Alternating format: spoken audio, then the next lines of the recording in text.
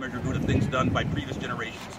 We owe it to future generations, to posterity, to our children and our children's children, and to those yet to be born, to do everything we can right now to fight for liberty. Do all that we can, whenever we can, do all the good we can. John Wesley said something like that, and that's what we're all doing here. And this is a wonderful group of people here, and I'm happy to be associated with all of them. They're very noble folks. Thank you.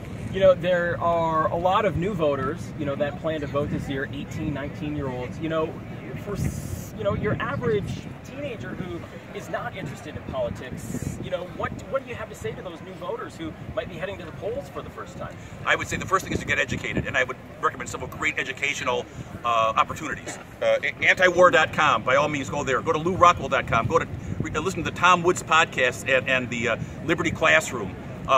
Ludwig von Mises Institute. So there are so many things where you can get proper philosophical grounding in the principles of freedom and of liberty. The 10th Amendment Center, the Abbeville Institute. And you can find these things on Facebook and on the web.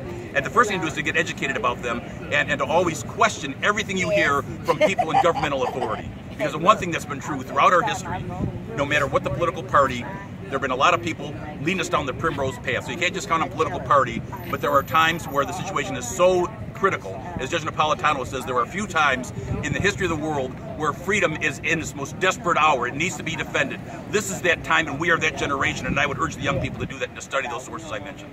You know, I think regardless of where your, views may lie, are you happy to see that, there is one thing that all of us can agree on, no matter where you are in the political spectrum, and that is, you have a passion for it. We all care. This is an election that, is unlike any other, and it's important to follow the issues. Is that important to you? The fact that, this election, there's a lot on the line.